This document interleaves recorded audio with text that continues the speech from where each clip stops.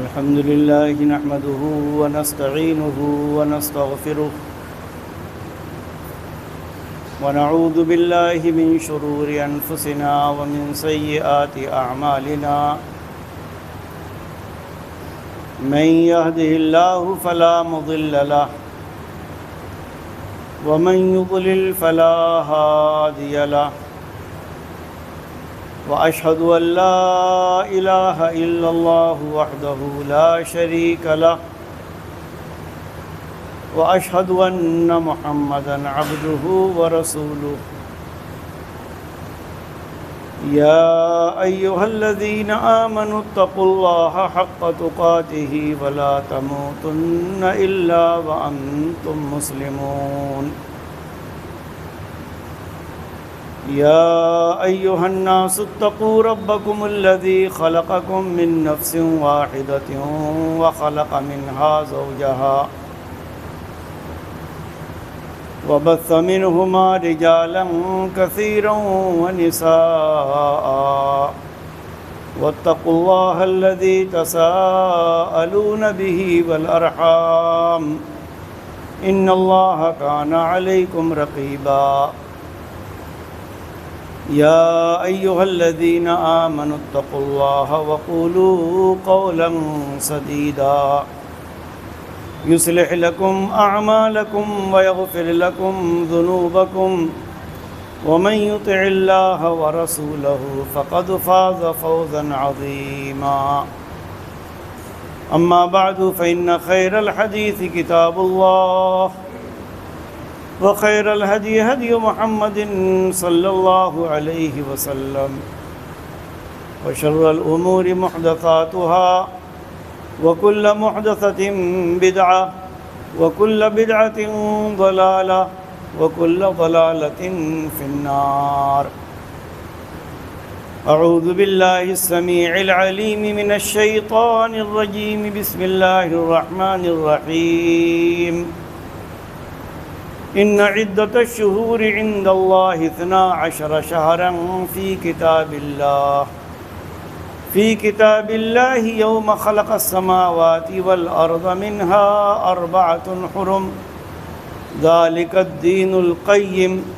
فلا تظلموا فيهن أنفسكم رب اشرح لي صدري ويسر لي أمري واحلل عقدة من لساني يفقهوا قولي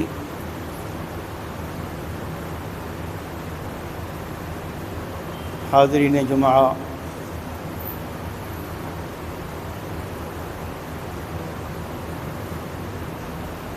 نئے ہجری سال کی ابتدا ہو چکی ہے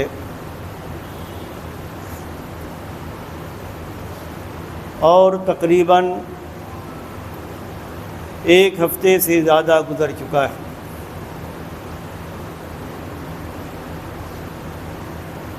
یہ ایام جو ہم اور آپ گزارتے ہیں،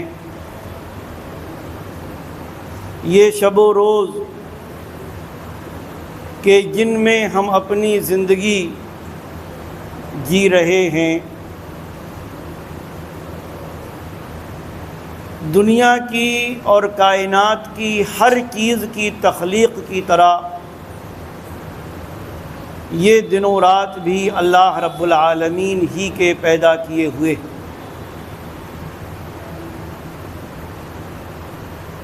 اور جس کو ہم سال کہتے ہیں یہ 12 مہینے کا ہوتا ہے، اور یہ تعداد 12 مہینے کی یہ گنتی ہماری اور آپ کی طے کردہ نہیں، بلکہ خود اللہ رب العالمین کی متعین کردہ ہے۔ جیسا کہ رب کائنات نے ارشاد فرمایا، ان عدت الشہور عند اللہ 12 شہرا فی کتاب اللہ یوم خلق السماوات والارض۔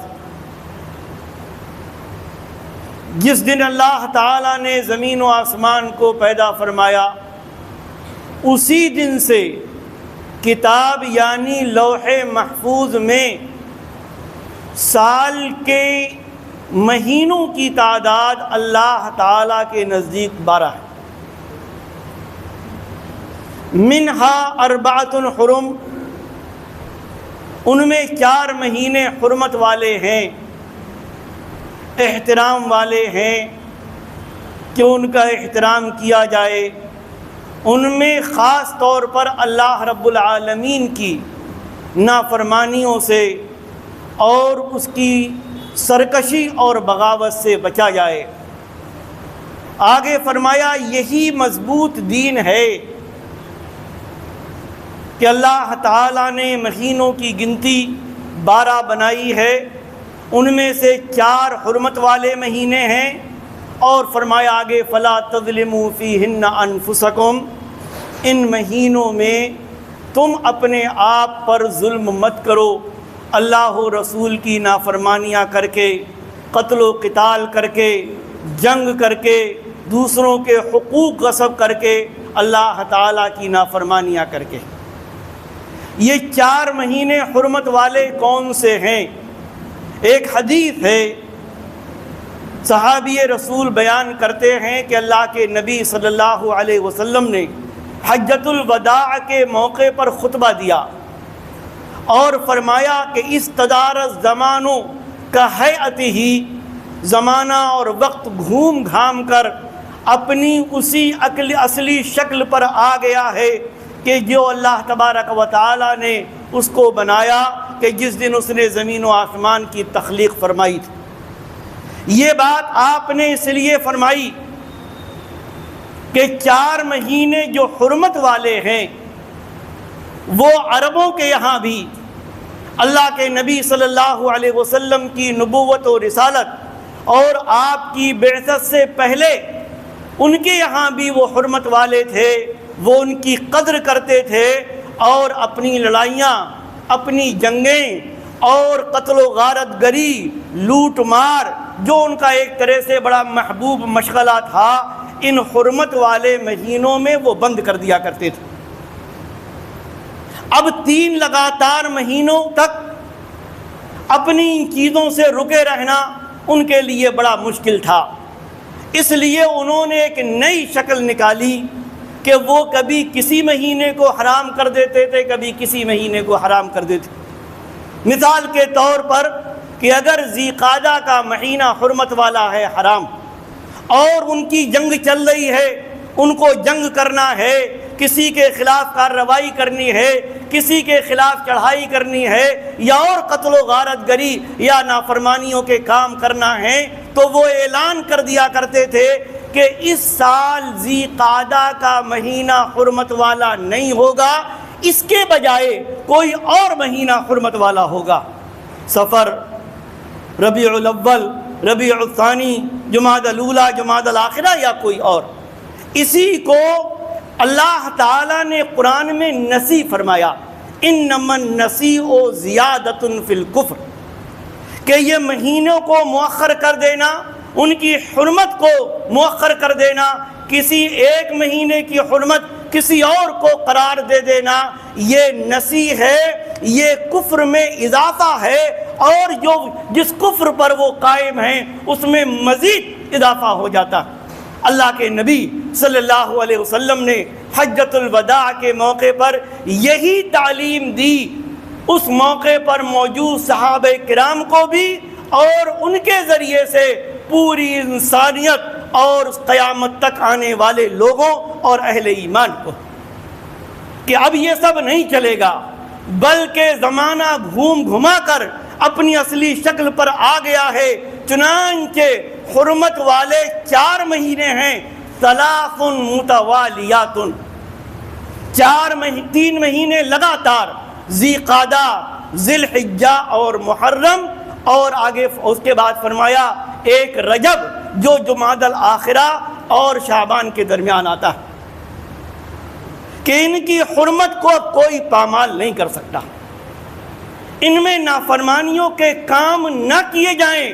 قتل و قتال سے بچا جائے، اللہ کی سرکشی اور اللہ کی نافرمانیوں سے بچا جائے۔ حرمت والے مہینے یا ان مہینوں میں نافرمانیوں سے بچنا، قتال سے بچنا،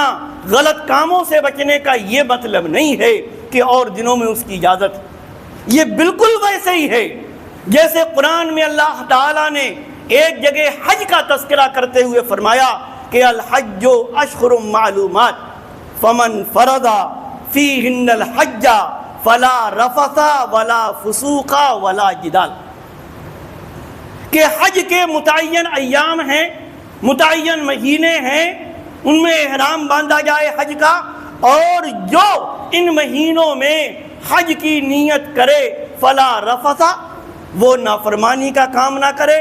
فحش اور غلط کام نہ کرے، ولا فسوق، نافرمانی کا کام نہ کرے، اور لڑائی جھگڑا نہ کرے۔ اس کا مطلب یہ نہیں کہ جو آدمی حج پر نہ جائے، جس نے حج کا احرام نہ باندھا ہو، جو خانہ کعبہ کے طواف اور مناسک حج کے لیے نہ جائے، اس کے لیے یہ سارے کام جائز ہو جائیں گے، نہیں، بلکہ ایک طرح سے حج کے احترام کے طور پر خصوصیت کے ساتھ یہ بات کہی گئی، ورنہ قتال، خون ریزی، جنگ، دوسروں کے حقوق کو غصب کرنا، اللہ کی نافرمانیاں جیسے دیگر ایام میں جائز اور درست نہیں ہیں، ویسے ہی حج کے ایام میں بھی جائز نہیں، جیسے اور مسلمان کے لیے جائز نہیں ہے ویسے ہی حاجی کے لیے بھی، حج کرنے والے کے لیے بھی جائز نہیں ہے۔ یہی حال ہے حرمت والے مہینوں کا، ذی قعدہ، ذی الحجہ، محرم اور رجب، کہ یوں تو پورے سال ایک انسان، ایک مومن، ایک مسلمان، اللہ و رسول پر ایمان رکھنے والا، کتاب و سنت سے محبت کرنے والا، پورے سال اللہ کی نافرمانیوں سے بچے، لیکن خصوصیت کے ساتھ ان مہینوں میں اس کو ہر حال میں بچنا چاہیے۔ تو یہ مہینہ جس کو ہم محرم کہتے ہیں، یہ انہی میں سے چل رہا ہے، سال کا پہلا مہینہ، حرمت والا مہینہ، اور اس کی فضیلت میں اللہ کے رسول صلی اللہ علیہ وسلم نے ایک حدیث میں بیان فرمایا کہ افضل الصیام بعد رمضان شہر اللہ المحرم، رمضان کے بعد، رمضان کے روزوں کے بعد سب سے افضل روزے جس مہینے میں ہیں وہ اللہ کے حرمت والے مہینے محرم کے۔ اللہ تعالیٰ نے محرم کی نسبت اپنی طرف کی، اس کے مقام، اس کے مرتبے اور اس کے احترام کی وجہ سے، جیسے اللہ تبارک و تعالیٰ نے خانہ کعبہ کی نسبت اپنی طرف کی، جو اونٹنی اللہ تعالیٰ نے معجزے کے طور پر صالح علیہ السلام کو دی تھی، اس کی نسبت اللہ تعالیٰ نے اپنی طرف کی، ناقۃ اللہ کہا۔ اسی طریقے سے اللہ تعالیٰ نے اس مہینے کو بھی حرمت والا بنایا، اس کے احترام کے پیش نظر اللہ رب العالمین نے اس کی نسبت اپنی طرف کی۔ اور اس مہینے کی حرمت جیسا کہ میں نے پہلے آپ سے ذکر کیا،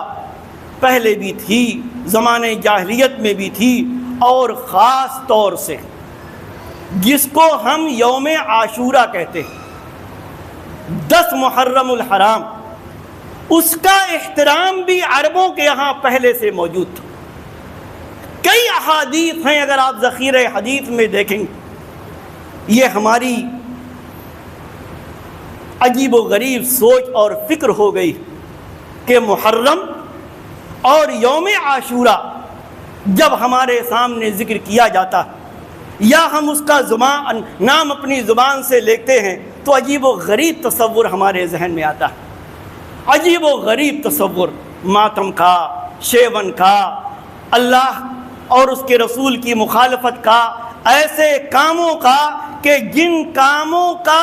دور تک کا تعلق شریعت اسلامیہ سے یا اسلام سے یا قرآن سے یا اللہ کے رسول کی احادیث سے یا نبی کے طریقے سے یا منہج سلف سے یا منہج صحابہ سے، منہج تابعین سے، منہج تبع تابعین سے، منہج محدثین سے یا منہج فقہا اور ائمہ سے نہیں۔ یوم عاشورہ 10 محرم الحرام عربوں کے یہاں بھی بڑا احترام والا دن تھا، ذخیرہ حدیث سے ملتا کہ اللہ کے نبی صلی اللہ علیہ وسلم کی بعثت سے پہلے مکہ کے لوگ قریش مکہ 10 محرم کا روزہ رکھا کرتے تھے، اور اس دن وہ خانہ کعبہ پر نیا غلاف چڑھایا کرتے تھے۔ اللہ کے نبی صلی اللہ علیہ وسلم کو جب نبی بنایا گیا تو آپ نے بھی،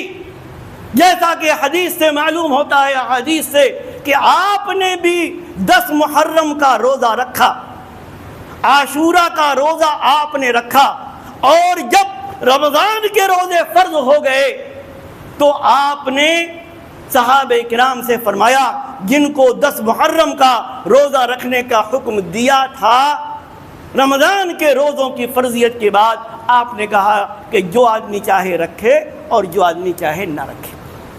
یہ مکہ کی بات ہے۔ مکہ میں آپ 10 محرم الحرام یا یوم عاشورہ کا روزہ رکھا کرتے تھے۔ مدینہ میں جب آئے تو آپ نے یہاں پر بھی روزہ رکھا مدینہ ہجرت کرنے کے بعد، اور چونکہ مکہ میں تو صرف قریش وغیرہ آباد تھے، مدینہ میں یہودی بھی آباد تھے۔ آپ نے دیکھا کہ یہودی بھی 10 تاریخ کا روزہ رکھتے ہیں، چنانچہ آپ نے پوچھا یہودیوں سے کہ تم کس بات کا روزہ رکھتے ہو 10 محرم کا؟ تو یہودیوں نے جواب دیا کہ ہم اس دن اس لیے روزہ رکھتے ہیں کہ یہ بڑا عظیم دن ہے ہمارے نزدیک۔ عظیم دن اس لیے کہ اس دن اللہ تعالی نے اپنے نبی و رسول موسیٰ علیہ السلام کو فرعون سے نجات دی تھی، چنانچہ شکرانے کے طور پر ہمارے نبی موسیٰ علیہ السلام نے روزہ رکھا تھا، اور اسی شکرانے کے طور پر اسی خوشی میں ہم بھی روزہ رکھتے ہیں۔ اللہ کے رسول صلی اللہ علیہ وسلم نے فرمایا کہ ہم تو موسیٰ علیہ السلام سے قربت میں تم سے زیادہ حقدار ہیں۔ کیوں؟ اس لیے کہ ایک مومن، ایک مسلمان کتاب و سنت کی روشنی میں سارے انبیاء پر ایمان رکھتا، سارے رسولوں پر ایمان رکھتا، سارے رسولوں سے وہ محبت کرتا، ہر رسول کی نبوت و رسالت کو وہ صحیح سچا سمجھتا ہے، ان کی صداقت پر ایمان رکھتا ہے، اجمالی ایمان ان سب پر رکھتا ہے، اور تفصیلی ایمان خاتم النبیین محمد الرسول اللہ صلی اللہ علیہ وسلم۔ چنانچہ آپ نے فرمایا کہ ہم تو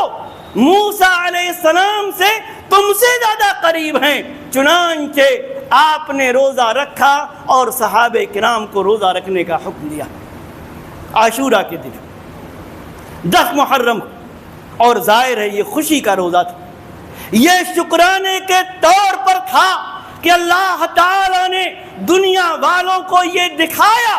کہ موسیٰ حق پر ہیں، اور اپنے آپ کو رب کہلوانے والا، اپنی عبادت کرانے والا، اور اپنے ہاتھ میں سب کچھ ہونے کا دعویٰ کرنے والا فرعون یہ باطل پر ہے، باطل پرست ہے، غلط طریقے پر ہے۔ چنانچہ رب کائنات نے اپنے نبی کو نجات دی اور اس ظالم کے ظلم سے بچا لیا۔ شکرانے کے طور پر رسول اکرم صلی اللہ علیہ وسلم نے روزہ رکھا، خوشی میں روزہ رکھا، اور اپنے صحابہ کو بھی روزہ رکھنے کا حکم دیا۔ ابن عباس رضی اللہ عنہما کی ایک حدیث ہے صحیح مسلم کی کہ اللہ کے نبی صلی اللہ علیہ وسلم سے بعض لوگوں نے یہ کہا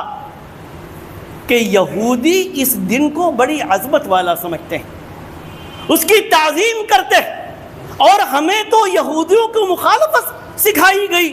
ہماری تو نماز ہی شروع ہوتی ہے کس سے؟ اہدنا الصراط المستقیم صراط الذین انعمت علیہم غیر المغضوب علیہم ولا الضالین،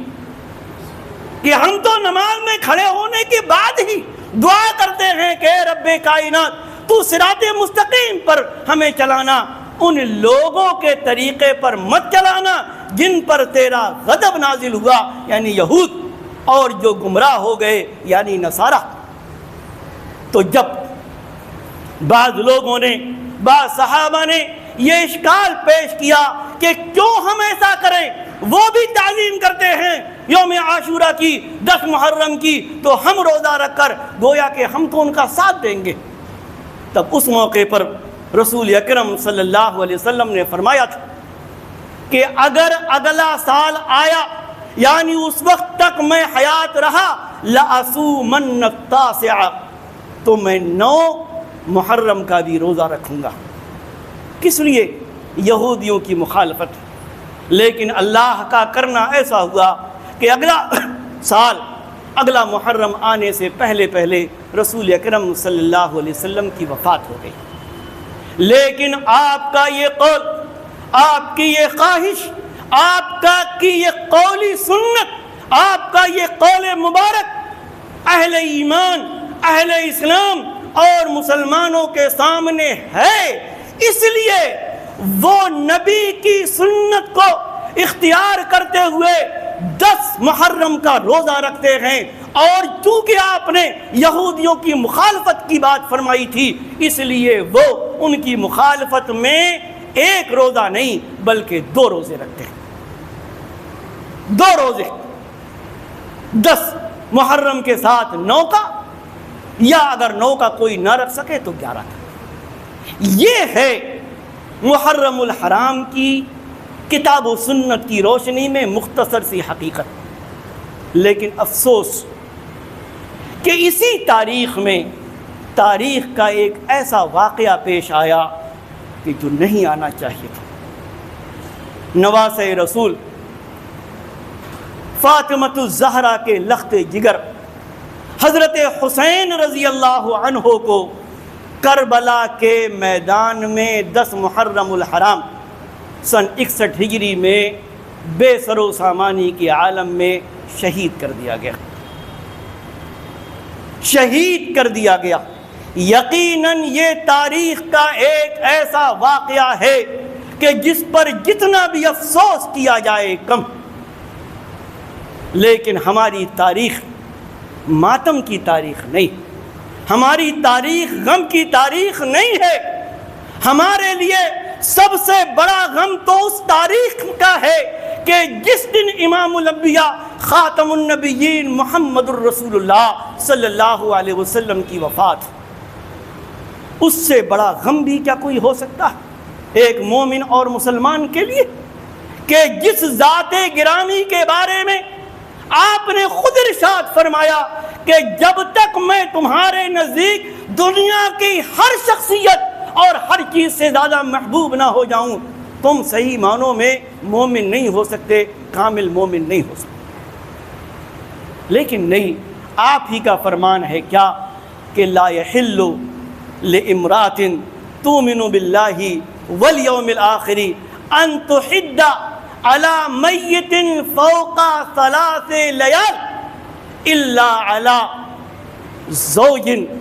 ف4 اشہر و10۔ ظاہر ہے ایک شوہر کے لیے، ایک بیوی کے لیے شوہر کی وفات سے بڑا کوئی غم نہیں ہوتا۔ آپ نے ایک اصول بتایا اہل ایمان کے لیے کہ کسی بھی عورت کے لیے، اور اس ضمن میں سارے لوگ ہیں، کہ جائز نہیں کہ وہ کسی کی وفات پر 3 دن سے زیادہ سوگ منائے، 3 دن سے زیادہ۔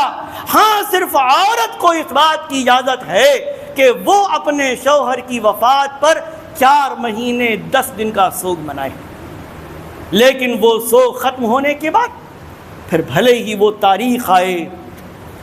عید الفطر آئے، عید الاضحیٰ آئے، کچھ اور آئے، کچھ اور آئے، لیکن اب وہ سوگ نہیں منائے گی۔ 4 مہینے 10 دن کے بعد اسی طریقے سے کسی کی بھی وفات ہو جائے، کچھ بھی ہو جائے، لیکن ایک مومن اور ایک مسلمان اپنے نبی کے بتائے ہوئے اصول اور ضابطے کے مطابق 3 دن سے زیادہ کسی کا سوگ نہیں منا سکتا۔ اور ہماری اسلامی تاریخ تو شہداء کے خون سے، بہادروں کے خون سے بھری پڑی، اس میں کوئی دو رائے نہیں کہ اہل بیت کا اپنا مقام اور مرتبہ، ازواج مطہرات کا اپنا مقام اور مرتبہ، فاطمۃ الزہرا کا اپنا مقام اور مرتبہ، آپ کے ساتھ آپ کی 3 اور بہنیں ام کلثوم، رقیہ اور زینب کا بھی مقام و مرتبہ، نیز فاطمۃ الزہرا اور علی بن ابی طالب رضی اللہ عنہما کے لخت جگر حضرت حسن اور حسین کا بڑا مقام و مرتبہ، اور کون ان کے مقام و مرتبہ سے انکار کر سکتا ہے جن کے بارے میں خود نبی نے فرمایا کہ سیدہ شباب اہل الجنہ، یہ جنتیوں کے جوانوں کے سردار ہیں، جن کو نبی نے فرمایا ہما ریحانتایا، یہ دنیا میں یہ دونوں میرے نواسے 2 پھولوں کی مانند ہیں۔ ظاہر ہے ان شخصیتوں سے ہمیں بے انتہا پیار اور محبت ہے کہ جو نبی کی گودوں میں کھیلے، جو نبی کی پیٹھ مبارک پر چڑھ گئے، جو نبی کی نماز میں آپ کے اوپر، آپ کے سجدے کی حالت میں آپ کے اوپر آ گئے، اور نہ جانے کتنا آپ نے ان کو پیار کیا، کتنا دلار کیا، ان کے مقام و مرتبے سے کون انکار کر سکتا؟ لیکن اس کو اسلام کی اصل تاریخ بنا لیا جائے، یہ مسلمانوں کا شیوا نہیں، یہ مومنوں کا شیوا نہیں، بلکہ ہماری تو تاریخ ہی ہے۔ آپ صرف 10 محرم الحرام کی بات کرتے ہیں، ذرا یاد کریں 26 ذی الحجہ سن 13 ہجری کا وہ واقعہ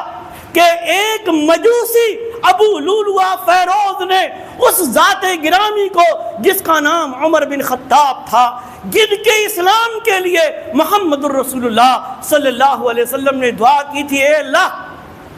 ابو جہل اور عمر دونوں میں سے جو تجھ کو محبوب ہو اس کو اسلام کی توفیق دے کر اسلام کو طاقت و قوت عطا فرما۔ رب کائنات نے عمر بن خطاب کے حق میں دعا قبول فرمائی، شہید کر دیے گئے۔ عین نماز کی عالم میں ایک مجوسی نے شہید کر دیا۔ کون بھول سکتا 18 ذی الحجہ سن 35 ہجری کا وہ واقعہ کہ نبی کا دوہرا داماد، 2 بیٹیوں کا شوہر عثمان بن عفان، جس کو عبداللہ بن سبا یہودی نے اپنی سازشوں کے نتیجے میں لوگوں کو برگلا کر آپ کے گھر کا محاصرہ کر دیا، بند کر دیا، آپ کے گھر میں راشن، کھانا اور پانی تک بند کر دیا گیا۔ یاد ہے ہم کو حضرت عثمان کا وہ قول کہ جب چاروں طرف سے بلوائی اور عبداللہ بن سبا کے ہم نوا ان کے گھر کا محاصرہ کیے ہوئے تھے تو گھر کی چھت پر وہ چڑھ گئے، اور انہوں نے صحابہ جو بچے تھے باقی حج پر چلے گئے تھے ان کو مخاطب کرتے ہوئے اللہ کا واسطہ دے کر پوچھا تھا کہ کیا آپ کو یہ یاد ہے کہ رسول اکرم صلی اللہ علیہ وسلم نے فرمایا تھا من حفر بئر رومہ فلہ الجنہ، کہ جو روما کے کنویں کو کھودے یعنی اس کنویں کو خرید کر مسلمانوں کے لیے وقف کر دے اس کے لیے جنت ہے۔ میں نے اس کو خریدا، اسی عثمان کے گھر کا پانی بند کر دیا گیا، اور 18 ذی الحجہ سن 35 ہجری کو شہید کر دیا گیا حضرت عثمان رضی اللہ تعالی عنہ۔ کیا ہم بھول سکتے 21 رمضان سن 40 ہجری کا وہ واقعہ جب عبد الرحمن ابن ملجم خارجی نے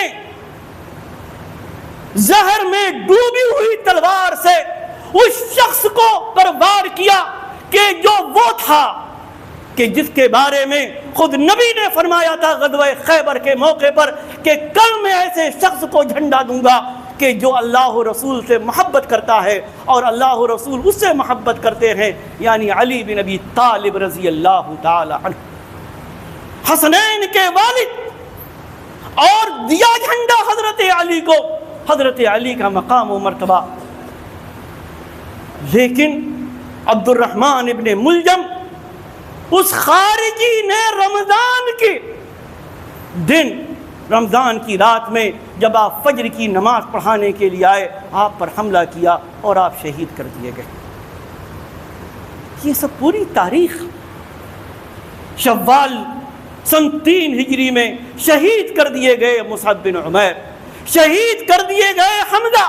اور نہ جانے کتنے لوگ. ہماری تو تاریخ ہی یہی ہے. ہم ان کو یاد کر کے اپنے شہیدوں کو، اپنے سلف کو، اپنے اللہ کے نبی کی صحابہ کو یاد کر کے ایک حوصلہ ملتا ہے. کیا قربانیاں انہوں نے دیں، ان قربانیوں کو ہم یاد کر کر کتاب و سنت اور اسلام پر اپنے ایمان کو مضبوط کرتے ہیں. ہمارے اعمال میں مضبوطی ہوتی ہے. ہم سینہ نہیں پیٹتے، ہم روتے نہیں، ہم گریبان نہیں پھاڑتے، ہم وہ سب نہیں کرتے جس سے نبی نے منع کیا، جس سے اللہ نے منع کیا، اللہ کے رسول نے منع کیا. ہمارے لیے غم کا دن عمر کی شہادت بھی ہے، عثمان کی بھی ہے، علی کی بھی ہے، حمزہ کی بھی ہے، مصعب بن عمیر کی بھی ہے، اور حضرت حسین رضی اللہ تعالی عنہ کی بھی. لیکن 10 محرم کا تعلق حسین کی شہادت سے، کربلا کے واقعے سے کچھ بھی نہیں ہے. جو لوگ بھی ان کے قتل میں شریک تھے، اگر ان کو توبہ کی توفیق نہیں ملی تو ہمارا یہ ایمان اور عقیدہ ہے کہ رب کائنات کل قیامت کے دن حسین کے قاتلین سے ضرور بدلہ لے گا، اور حسین رضی اللہ تعالی عنہ کو ضرور بدلہ دلائے گا. لیکن ایسا نہیں ہو سکتا کہ حسین رضی اللہ عنہ کی محبت میں ہم صحابہ کو گالیاں دینا شروع کر دیں، ہم اماں عائشہ پر طعن و تعریض کریں، ہم اپنی ماؤں پر کیچڑ اچھالیں، ازواج مطہرات پر طعن کریں، صحابہ کرام پر تبرہ بازی کریں، ان کے سلسلے میں غلط باتیں کہیں، ان کی کتابوں میں ایسے لکھ لکھیں جن سے صحابہ کی تنقیص کی بو آتی ہو، صحابہ کا مقام و مرتبہ گھٹتا ہو. کہاں ہم، ہماری زبان اور ہمارا قلم، اور کہاں وہ جماعت جو نبی پر ایمان لائے، جنہوں نے اپنی آنکھوں سے نبی کو دیکھا، جنہوں نے نبی کے پیچھے نمازیں پڑھی، جن کو اپنی خوشنودی کا پروانہ کسی اور نے نہیں بلکہ اللہ رب العالمین نے دیا. رضی اللہ عنہم ورضوا عنہ. ہم ان پر اپنا قلم چلائیں، ہم ان پر اپنی زبان چلائیں. کہنے کا مطلب یہ ہے، محرم ہو یا کوئی اور تاریخ ہو، یا 10 محرم ہو، یوم عاشورہ ہو، ہمارے کرنے کا وہ ہے جو کتاب و سنت سے ثابت ہو. ہم قریب بھی نہ جائیں اس عمل کے، اس کام کے جس کا ثبوت نہ اللہ کے قرآن میں ملتا ہو، نہ محمد الرسول اللہ صلی اللہ علیہ وسلم کے فرمان میں ملتا ہو. اللہ تبارک و تعالی ہمیں دین کی صحیح سمجھ عطا فرمائے، کتاب و سنت پر عمل کی توفیق عطا فرمائے. رب کائنات ہمیں صحابہ کا مقام و مرتبہ سمجھنے کی توفیق عطا فرمائے، ازواج مطہرات کا مقام و مرتبہ سمجھنے کی توفیق عطا فرمائے، اہل بیت کا مقام و مرتبہ سمجھنے کی توفیق عطا فرمائے. رب کائنات ہمارے دلوں کو ان کی عظمتوں اور محبت سے بھر دے. رب کائنات ہمیں